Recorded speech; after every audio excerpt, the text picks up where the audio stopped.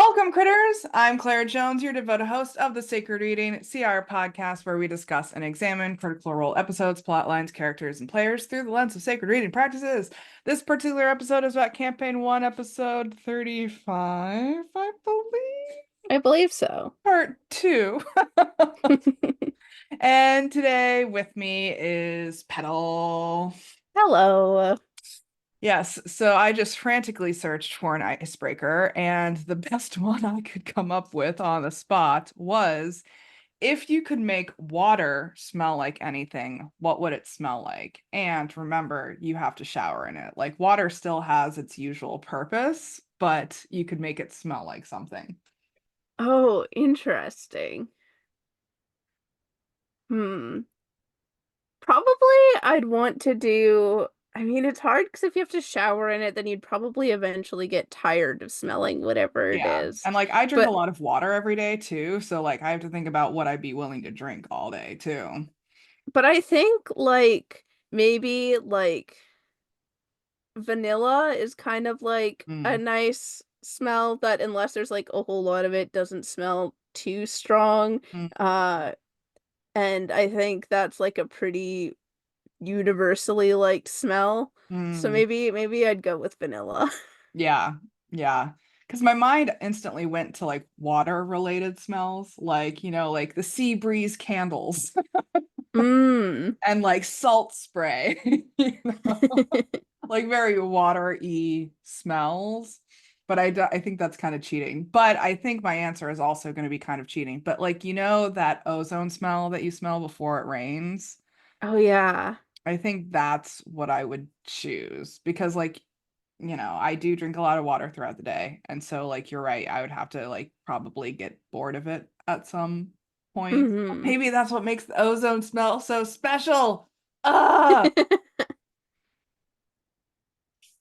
because I don't want to be drinking vanilla all day either. But it wouldn't taste like vanilla. It would just smell like vanilla. I think this question is a bit easier for me because I don't have Oh, a very good sense of smell. So like I'd be able to smell the water, but it probably wouldn't have as much of an impact on me as other people.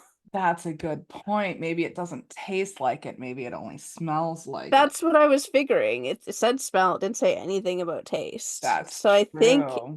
it's just smell. What if it tastes just like water but smells like vanilla? That'd be a bizarre experience. You'd get used to it though. I guess so. Have you ever tried those like little like sour reversing tablets that you can eat where No. like it nullifies the sour taste in food? And so like you eat the tablet and like I think you let it melt on your tongue or something. And so you can eat lemons and it doesn't taste sour. All you taste is like the lemon flavor to it. Interesting. And like you can drink, I don't know, pickle juice, and all you get is like the pickle flavor, not like the sourness of the vinegar. That's very interesting. I've never heard of those. Yeah, I think it's called magic fruit, I want to say, something like that. I feel like I would be just eating those tablets constantly if I had water that smelled like vanilla but tasted like water.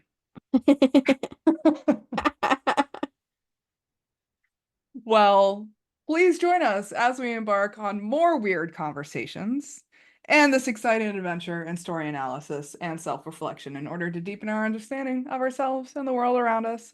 As always, we love hearing your own insights and stories as well, so please comment, like, subscribe below, and ready? All right, let's dive in.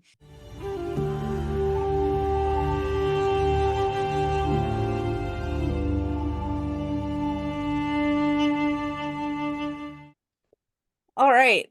So short second half to this episode. The party goes out the front door of the Castle of Whitestone and looks out over the city. It is dusk, plumes of smoke are rising in the air, and they can see about 70 to 100 armored humanoids are marching towards the castle. It's the rebel army led by Keeper Yenin to raid the castle. Yenin asks if Vox Machina has their wits about them. Vox Machina confirms, and Percy announces that the Briarwoods are dead. Keyleth uses Skywrite to throw the Derolo crest in the sky as a victory sign. Yenin asks if they are certain that this is done. Percy says that there is still a great evil beneath the castle, but that the Briarwoods are no more. Yenin turns to the rebel army and announces that Whitestone is free once more and that the Derolos are in power again. The army cheers. Lanterns begin to be lit throughout the city to announce the freedom to the people. And it is noted that Cassandra smiles for the first time in this whole ordeal. Yenin invites Vox Machina to come and discuss and tells the army to seal the doors until the matter beneath the castle can be discussed. Keyleth tells Percy that she will be right back and says that the people need to see the sun. She goes into her air elemental form and flies into the sky and uses her whirlwind ability to push the clouds away. As Vox Machina walks down to the streets, people begin to exit their homes. Scanlan goes up to flirt with a widow before remembering that Pike is here. Her husband, who is part of the rebel army, goes up to kiss her on the cheek, revealing that she is not actually a widow. As Vox Machina approach the alcove, the clouds are clearing and sunset can be seen. Uh, Percy gives Jordana a big hug and tells her that this would not have been possible without her help and thanks her for her support. She asks if Vox Machina saw her father at the castle. Percy says that they have not, but they also have not yet searched the castle for survivors. Scanlan says that Ripley is gone and that there is a Goliath on the loose. Keeper Yenin says the Goliath is no longer an issue and asks Vox Machina to follow. He leads them to the Sun Tree. He announces to the people that they will rebuild and return Whitestone to the former glory, and he swears to make the Sun Tree's safety his responsibility. He announces Vox Machina as heroes, recognizing them all individually by name. Celebration begins. Music can be heard. Food is brought out. It is the first time in a long time that the people have been able to be happy about anything. The two remaining Briarwood nobles are brought up in chains, Duke Vedmeyer and Countess Jasna Graben. Yenin announces that they have been found guilty of treason against Whitestone and are responsible for the loss of many innocent lives. Yenin asks that Vox Machina deliver judgment upon them. Grog announces that he has presided over many legal matters in his time. Scanlan offers to assist him and turns the question over to Percy. Percy tells Scanlan to make the decision. Scanlan says that the nobles represent all that was evil in this place. Vedmeyer then recognizes Scanlan, and Scanlan responds by saying that Vedmeyer had a lovely house and that he may need a new roofer, basically rubbing in the damage that he had done. Scanlan says that he will show grace and new hope and suggests that the nobles not be killed, but that in change they are forced to help rebuild. Jasna tells Scanlan to come closer and that she has never tasted gnome before. Scanlan says that maybe they just kill her. Vax tells them that the Briarwoods are both gone and they can choose to die today or live and help rebuild. No one is here to protect them or save them. Vax rolls a persuasion and gets a 13. Vedmeyer accepts. Jasna tells Vedmeyer that he lacks the thing that has kept her alive all these years, a spine, and that she would rather not be at the beck and call of the people. Grog decapitates Jasna with a nat 20, and the crowd cheers. Grog asks Vedmeyer where he is from and how he came to be in the service of the Briarwoods. Vedmeyer says that he is from Wildmount. Percy announces that while justice has been dispensed, Whitestone is a town of mercy and tells Vedmeyer he can re-earn his place. Vedmeyer looks down. The music swells up again and the celebration continues. Tables are brought out and drinks are poured. Scanlan finds a young boy and gives him money to fetch a beret. The young boy runs off and does return with one. Scanlan tells him to keep the change. Percy then tells Keeper Yenin about what was found beneath the castle. Keyleth goes to check on the sun tree. Yenin says that he will send for help to restore the tree and says that most of their books have been confiscated. Scanlan asks Percy if he has his permission to do something. Percy asks if it involves throwing his guns into a pit of acid. Scanlan says no, and Percy says that there's not much else he wants to talk about. Scanlan does suggest, though, that if most of Whitestone's books have been taken from them, he pitches that to using some of the treasury money to build a library. Percy agrees, and Vex points out that the books may be still within the castle. Percy also points out that the noble manors will need something new built on them, as it would be tasteless to rebuild new manors in their place. Scanlan suggests naming the library Gilmore's Glorious Books and starting a franchise. Keyleth approaches the sentry and casts commune with nature. She feels a small seed of life in the tree once again. She senses that some element nearby relates to a realm of shadow. She senses weariness from the tree, as if something very old that has been asleep for a long time has woken up. Keyleth tells the tree good morning, and it responds by saying that the sun just set and it is not morning. Vax approaches Keyleth. As he is doing this, Grog walks up to Vax and attempts to pants him, but Vax dodges. Vax tries to take Keyleth's hand, and she yanks her hand away, startled. She tells Vax that she was just talking to the tree and that it talked back. Keyleth tells Vax that in relation to the love confession earlier, that she does not know and she is really confused. Vax says all right and begins to walk off, but Keyleth tells him to wait. She says that she would be lying if she said his face was not the last to cross her mind when she goes to sleep, but with the weight of the world, it is hard to focus on. She points out that he confessed when he was near death and that he says a lot of things when near death, and how can she know that what he said is what he is truly feeling? Vax says that he just thought it. Keyleth informs him that he did, in fact, say it out loud. Vax explains that he wore a mask for a long time where he grew up and he is not going to do that anymore and that he will wait for her. Keyleth says that she doesn't know what else to say right now, that she is just really tired, and that there's a part of her that is afraid. Vax says that he feels like he's going to get pantsed by a Goliath at any moment, and he tells her that he hasn't lied, and if she'll have him, he's hers, and if she doesn't, he understands. Vax walks off, and Keyleth stays by the tree. Keeper Yenin then approaches Vox Machina and says that there's a lot of work to do, and that there's 2 weeks until Winter's Crest, and asks if they will stay the next couple weeks to help rebuild. Percy agrees. Vex asks if Yenin will send a letter to Uriel to inform him how Vox Machina saved the day. Yenin agrees, and Vex says to make sure to mention how terrible the Briarwoods were. Then, as night descends and the party continues, the episode ends. It's always so funny when we do these summaries because there's so much chaos that we're condensing into tightly, explained Yeah, sentences with what we're trying to convey here with the summary. yeah, Because the second half is very much like herding cats. absolutely. Like, we talked about this in the last episode of I don't think they've gotten used to this position of public influence yet, Hmm. especially in Whitestone, and that definitely shows in the second Yeah, half because everyone's like, "Hurrah, the heroes of Whitestone!" and they're like wandering off, distracted, just like doing their own things, and they're like, yeah, But celebration," and they're like, "But wait, I need a beret. But wait, I need to go clear the clouds. But wait, I need to, go hug yeah, this random shopkeeper." yeah, And like Keeper Yenin's like, okay, okay, you're just wandering off, and I guess we'll just follow you awkwardly until we can start the celebration. yeah, pretty much. Yeah, And I think all of the things too that what they're doing like are like genuinely important things, even if they're not kind of like doing the things that they're supposed to do. Like it is a really nice gesture to clear the clouds so that sure. like the people can see the sky properly again for Yeah, the first time in years. And like it is a good thing to hug and thank Jordana for her help, yeah, because she was genuinely a huge help, and it makes sense that like Percy would want to like deliver the news himself of their freedom. yeah, And yeah, all yeah. these things. Maybe the beret wasn't as important, but when has Scanlan been known to stay on topic anyways? Shining light upon Whitestone, wearing a beret.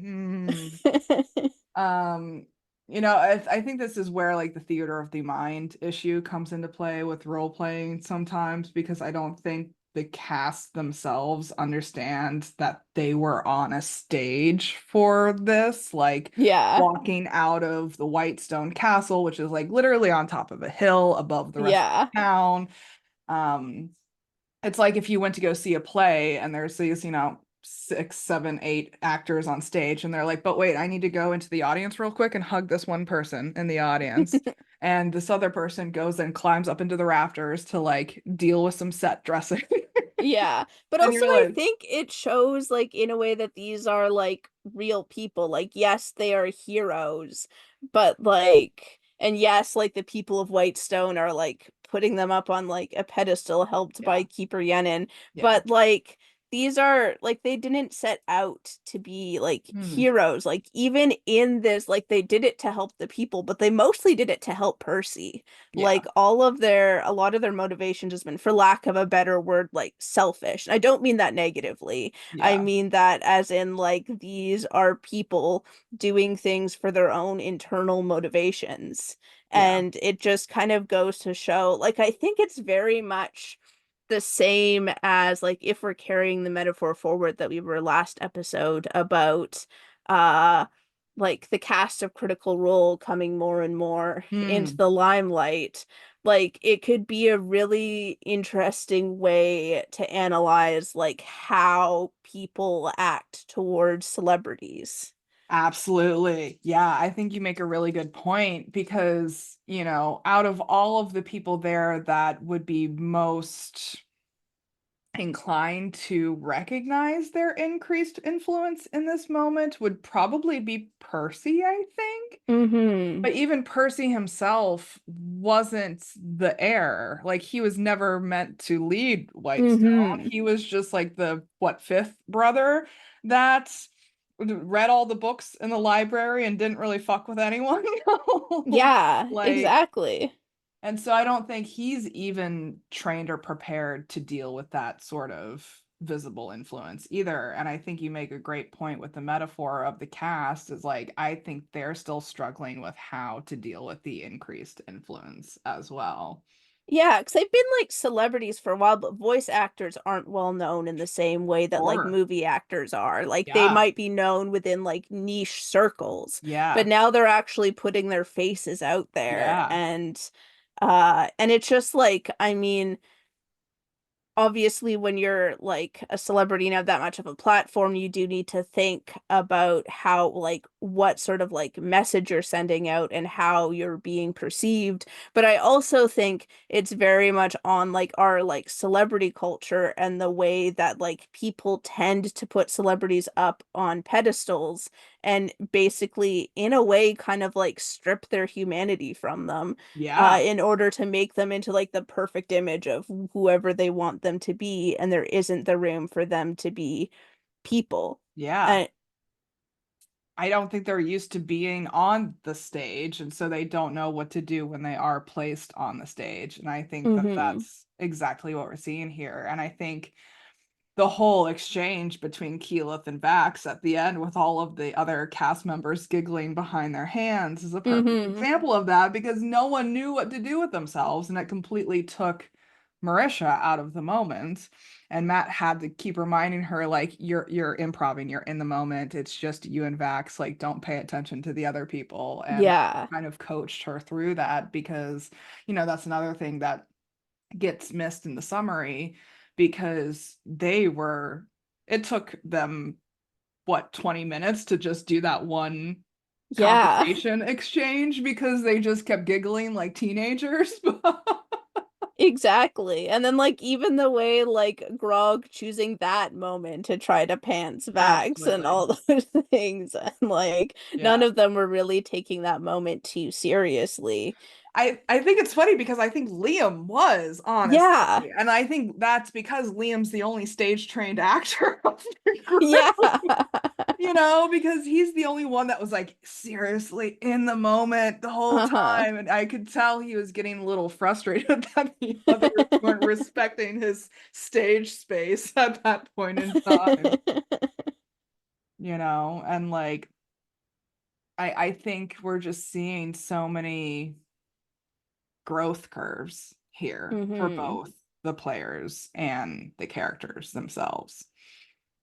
Yeah, I do think it's interesting though, because I mean, people's expectation of like romantic scenes, like we often base it on like Yeah. movies and everything, and especially Oh, when this is a form God. of media, we kind of expect it to like be perfect and go smoothly. And even if Yeah. like they aren't like at a point where they're like getting together, everybody has the right thing to say. But I think, and I mean, I'm just assuming I've never had like a confession of love moment in real life. Mm, I haven't been in a relationship yet, but like it's not, it's like awkward, yeah. and it's, Yeah. I think this Yeah. kind of like, I like that there is the space for that moment to be genuine in that way.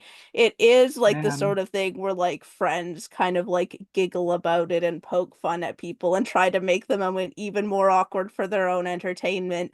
It is a sort of thing where it's just like, I don't know what to say, especially if you're not expecting it. Like people Yeah. aren't like perfectly trained with movie lines to just like Yes.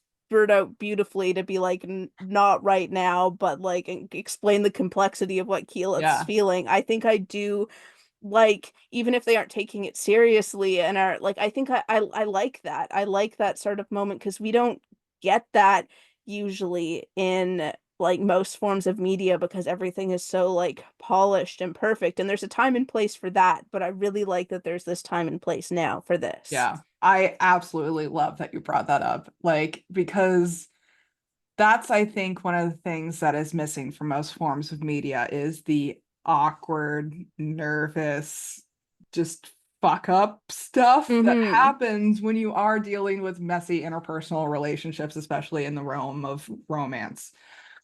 Um, I'll tell a quick story right here because I think this is a hilarious parallel to what you're talking about. So I was in high school and I had a group of friends that would hang out in the morning before school started, like before the first bell, rang after we got there. And so we were all sitting around one day, and one of our mutual friends asked another mutual friend to the dance, I think it was, or asking her out. I don't remember whether it was like on a date or to the dance, but you get the deal. Mm-hmm. And she was so distracted that she completely missed the question.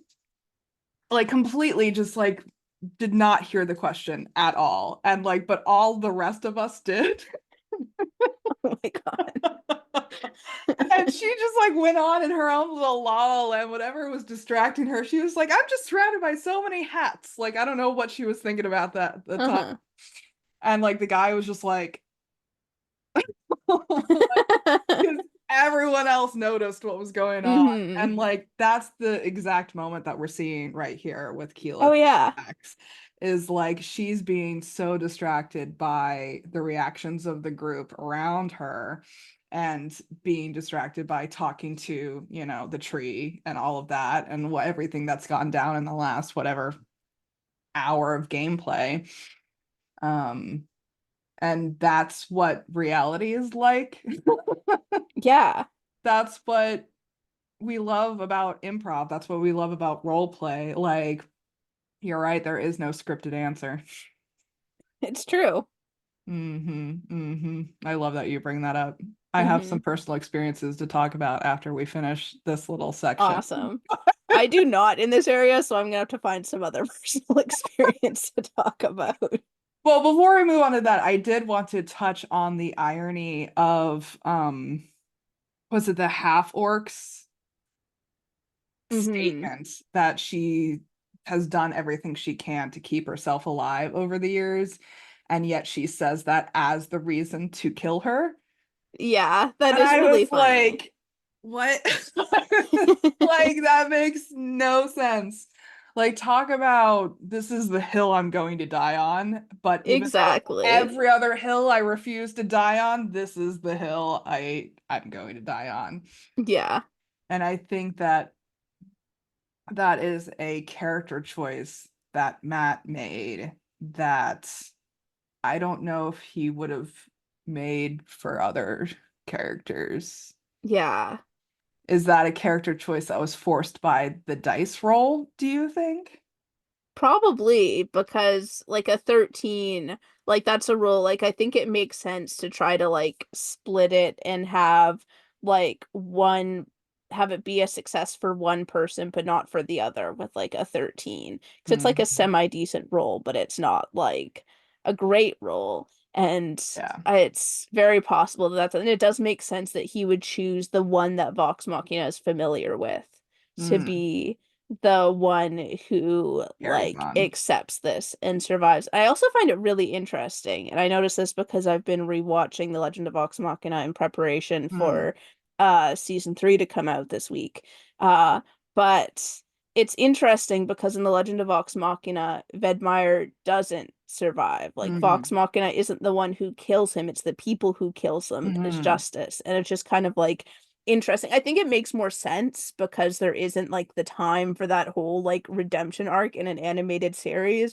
But I just Sure. find that interesting to compare and contrast. Also, I just want to add as a side note, I was so confused for a while about Keeper Yenin because in the animated series, Keeper Yenin is a woman, but in like the original campaign, he is a man. And I'm like, I was had to like stop and think as I was making notes for this episode, and I'm like, am I getting the pronouns right? Am I hearing this right? I thought Keeper Yenin was a woman, but no.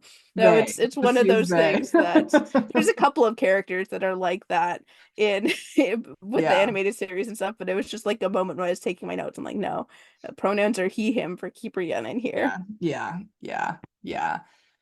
Yeah. I mean, I think this goes all to show how messy the raw material is for us Yeah. here. And I think that's one of the things that we keep touching on over the course of this podcast is how it's just so deliciously mirroring the messiness of real life too. Yeah.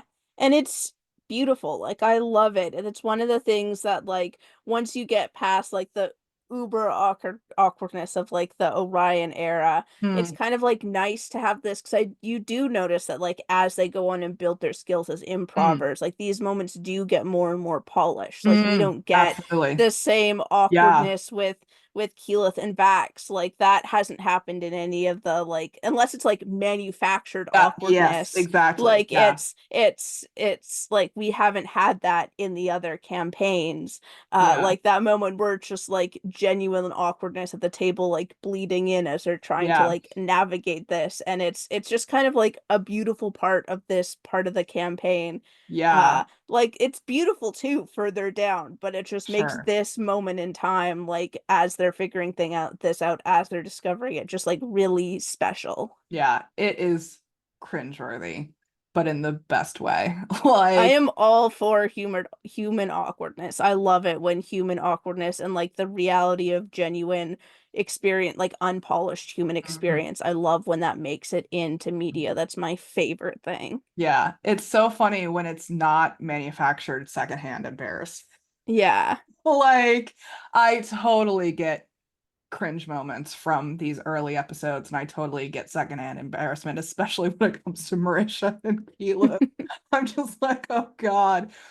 Um, yeah. And like as much as I love the whole Keyleth Vax arc, it's very rocky in the beginning. It's very messy in the beginning. And I think you were spot on with comparing that to real life. Like that's one of the things Hmm. that I hadn't thought of because I'm someone who is firmly entrenched in scripted romance. I've been reading romance novels literally since third grade, and it was a very rude awakening for me to realize like I was the jester of my like I thought that that's just how love and romance worked is like bodice rippers because that's what was scripted for me, and I was like, Yeah. that makes sense.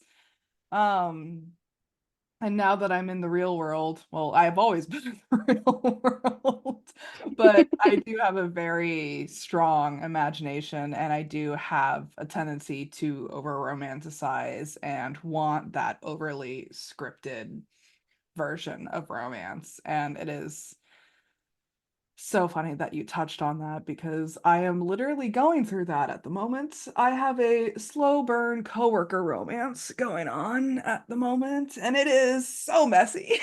And I Nice. hate it. I hate it so much. I want the passionate declarations of love. Hmm. And instead, I get awkward conversations that get interrupted all the time. Yep, that's fair. Yeah, That's what real life is about. yep, yep, yep. I have the awkward hand waves and the awkward unfinished sentences that happen when someone else interrupts the conversation, and then I just walk away. I do Like a lot Vax. of walking away in real life right now. I really do. And then I drive home just thinking over every word that I said, and I'm just like, should I have scripted it better?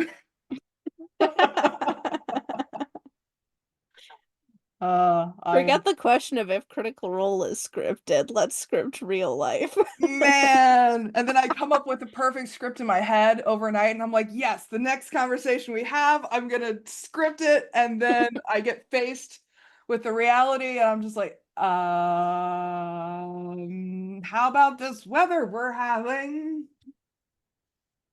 Rain. It's wet. Yep. Mm-hmm. Yep. And then I walk away and I'm like, God damn it. And I hate it. hmm That's my personal experience that's coming to mind here. Yeah, Uh, slow burn romances are all fun and games in books because there's a definitive ending. for sure. You You know it's only have coming. 100 pages to go, so it has to resolve itself somehow within the Uh-huh. next 100 pages. There's no deadline for this. Yeah.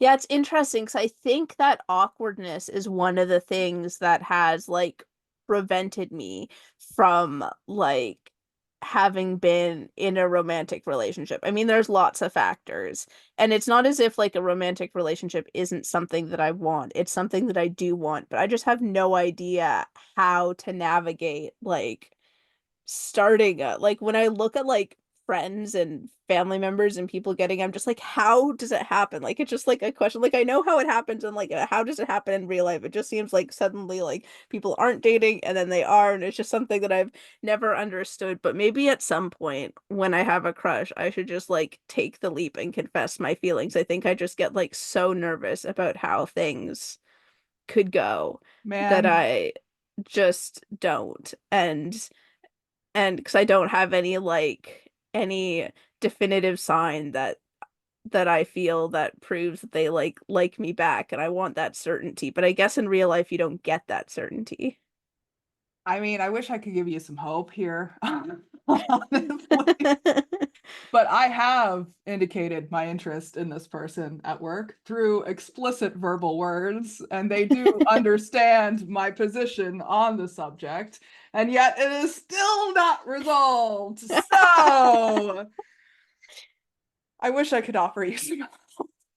Yeah, I'm not saying that it would like actually lead to anything happening, but I should like take the leap, put those vibes out there at some point.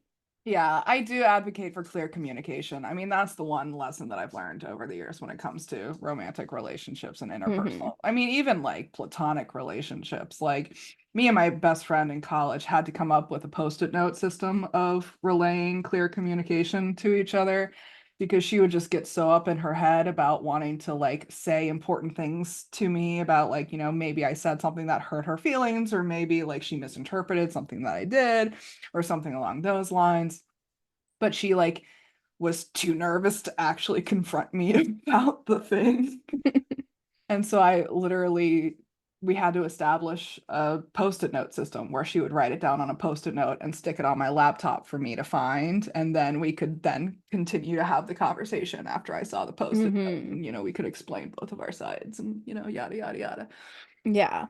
So I do advocate for clear communication. I mean, that's the one lesson that I've learned over the years, but it's not a panacea. Yeah. Like, It's even true. if you make yourself as clear as possible, like, Vax, I think, is in this position at the moment where he's like, I love you. I will wait for you. If you want me, you want me. If you don't, you don't. It's cool. And it still doesn't resolve this situation. Yeah. And I think that that's just one of the awkward pains of being human or being half Absolutely. elf, I guess. Half elf. Are Yeah. there any other personal experiences that are coming to mind for you here? I've just been so fixated on this romance topic. I mean, I haven't exactly like saved a city or anything like that, so I True. don't have that personal experience. I think more my personal experience with this episode is a lack of personal experience. of being like, With how do. how do. Yeah, I mean, I think we can all relate to Keyleth in this episode, and I personally can relate to Vax as well, of being like, here's my heart. Take it if you want it. If not, I guess I'll take it back and cry a little. Hmm. But I've also been on the Keyleth side of the spectrum and been like, there I there's a lot in my brain right now. I don't know. Yeah. I don't Yeah. know. I once told a guy in middle school, he asked me out, and my go-to response during those days was, I'll think about it. Because I didn't want to reject anyone. I was kind of too nice to actually like just flat out reject anyone, but I also didn't really want to say yes either, which was Hmm. I don't recommend that method. But I think he took it as a soft maybe,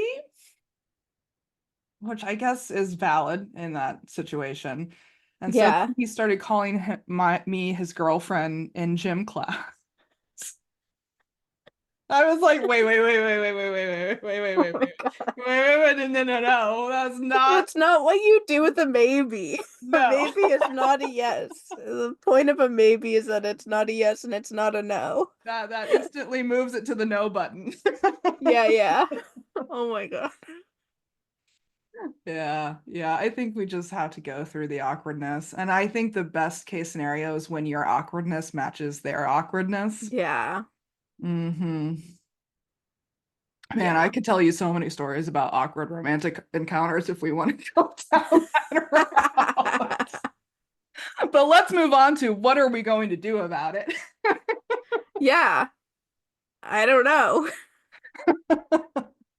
I guess someday when I feel ready, I'll confess to a crush. I'm not at the point where I feel ready to confess to my current crush or anything like that, but Mm, maybe someday. One of these days I'll get over the uncertainty and just do it regardless of how it turns out, you know? honestly, you kind of just have to have a fuck it approach at some point in time. I'll That's get myself there. I'm not there today, but maybe someday. yeah. You have to build yourself up to that. You do. What am I gonna do about it? God, fuck if I know. Man, I've done all I can in this situation, Hmm. honestly. That's where I'm at. Like I've clearly communicated. And I just have to be okay with the awkwardness at this point in time, which I think is my lesson here, honestly. It's Yeah. just like embodying it and becoming comfortable within it because one of my Achilles heels, without a doubt, over my entire lifetime is impatience. Like, I am an impatient motherfucker. I want to get done now, preferably yesterday. I want to get it Yeah. done. And especially with my tendency to over romanticize, and especially with my history of just reading romantic scripts and bodice rippers since a very early age, I just want the happily ever after, like preferably yesterday. Hmm. Please and thank you, wrapped in a bow. And that is something that I've just been having to like deal with and been like, that's just not real life. It is not scripted. I am the early episodes of Critical Role. Yeah. I am Yeah. cringy. I am incomplete. I am embarrassing. But isn't everybody? That's the Yes. beauty of life. Yes. Everybody is. Yes. Nobody Yeah. wants to admit it, but everybody is. Oh, yes. Yeah. And I just have to like, find the joy in that. Enjoy the process. Oh my God, how cliche is that? Ugh. Womp womp. Womp womp. Well, anything else we want to touch on before we wrap up for today? Now that we've gone to all of our relationship problems. Yeah, I think this just about covers it for today. Well, internet, if you have any solutions for us, we'd be happy to hear them. We'll crowdfund this. Hmm. Hmm. This is powerful stuff that we're talking about. I mean, we go through this stuff all the time at every age throughout the process. Like, this is just, we are awkward, imperfect human beings just fumbling from one situation to the next. And I think that's why we love Critical Role and the players and the cast and the characters. Like, they're just fumbling along, trying to make the best decisions that they can. Yeah. And it's hashtag relatable. Hashtag relatable. We definitely encourage you to share your own thoughts and feelings and insights with us as well. We'd love to know how Critical Role has impacted you in your own lives. Did you also have a romantic existential crisis after this episode? Because join the team. Special thanks to Petall for joining me on this episode. Yes, it's been a pleasure.